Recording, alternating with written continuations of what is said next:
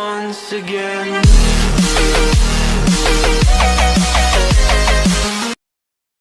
You need 200 grams of extra fine melt chocolate, and then cupcake cases and some mini chocolate eggs and shredded wheat.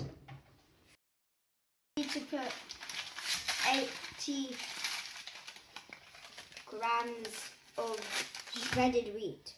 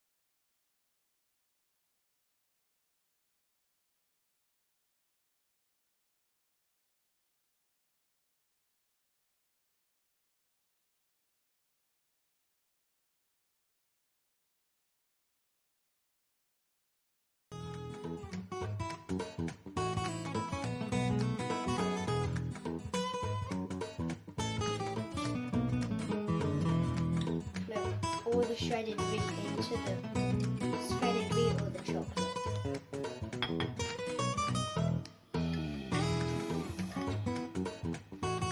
Then you stir.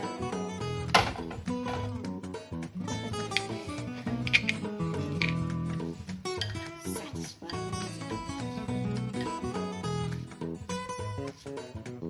So you cover it all in chocolate.